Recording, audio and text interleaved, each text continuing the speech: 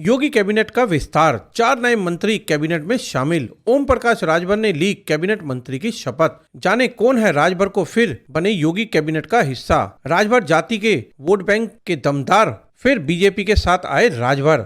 चलिए दोस्तों, इन सारी खबरों को बड़े विस्तार से जानते हैं। आप लोगों से विनम्र निवेदन है, चैनल को सब्सक्राइब करें, बेल आइकन जरूर दबाएं, क्योंकि मेरे आने वाली वीडियो का लिंक सबसे पहले आपको मिलेगा। चलिए आगे बढ़ते हैं। उत्तर प्रदेश में भारतीय जनता पार्टी सरकार ने मंगलवार को 4 नए मंत्रियों को शपथ दिला दी है। सुबह सपा नेता ओपी राजभर, रालोद नेता अनिल कुमार, बीजेपी नेता दारा सिंह चौहान और सुनील कुमार शर्मा को राज्यपाल आनंदीबेन पटेल के समक्ष शपथ दिलाई गई है। और शपथ ग्रहण के बाद सीएम योगी ने पहली बार प्रतिक्रिया दी है। सीएम ने सोशल मीडिया साइट एक्स पर लिखा है कि उत्तर प्रदेश सरकार में आज मंत्री पद के लिए शपथ दिलाई गई है और सभी साथियों को हार्दिक बधाई हो और पूर्ण विश्वास है कि आप सभी मोदी की गारंटी को धरातल पर उतारने में कामयाब रहेंगे और विकसित उत्तर प्रदेश के संकल्प सिद्धि में महत्वपूर्ण भूमिका निभाएंगे। अब सभी के उज्जवल कार्यकाल के लिए मेरी मंगलमय शुभकामनाएं हैं। यह कहना सीएम योगी का। उत्तर प्रदेश में योगी सरकार में मंगलवार को कैबिनेट का विस्तार हुआ और इस बहुप्रतीक्षित विस्तार को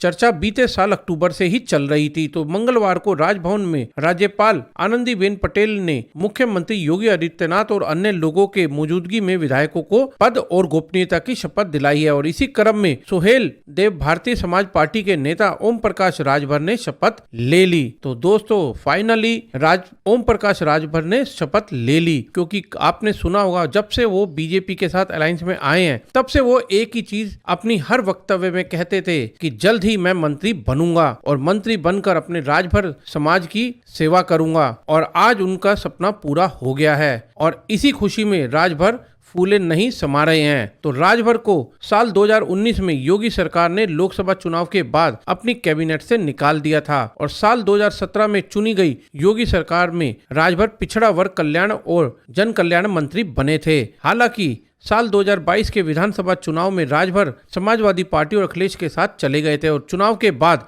बीते साल वह फिर से भारतीय जनता पार्टी नीति राष्ट्रीय जनतांत्रिक गठबंधन यानी कि एनडीए के साथ फिर से आ गए। यूपी में बीजेपी की प्रमुख तौर पर 3 सहयोगी पार्टियां हैं, जिसमें निषाद पार्टी, अपना दल और सुहेल देव भारतीय समाज पार्टी है। अपना दल के साथ बीजेपी के रिश्ते हमेशा से ठीक रहे हैं, लेकिन सुबह सपा से रिश्ते कभी टूटे भी और कभी फिर से जुड़ गए। तो पूर्वांचल में सुबह सपा की करीब 40 विधानसभा सीटों पर दबदबा माना जाता है। तो बीते साल सपा का साथ छोड़ बीजेपी के साथ आए फिर से सब राजभर अपने पहले कई मुद्दों को लेकर योगी सरकार में खिंचाई करते थे। उन्होंने तो यहाँ तक भी कह दिया था कि बीजेपी सरकार में भ्रष्टाचार और बढ़ गया है। राजभर जाति के वोट बैंक को बात करते हैं तो पूर्वांचल में करीब करीब हर सीट पर उनका अपना एक बड़ा प्रभाव रखता है और पूर्वांचल की मऊ, बलिया, गाजीपुर, चंदौली, वाराणसी, मिर्जापुर, देवरिया, आजमगढ़, अंबेडकर नगर, गोरखपुर, काशी नगर, सोनभद्र, मिर्जापुर सहित कई जिलों पर राजभर जाति के वोट बैंक का अच्छा परसेंटेज और पकड़ है और इसी के दम पर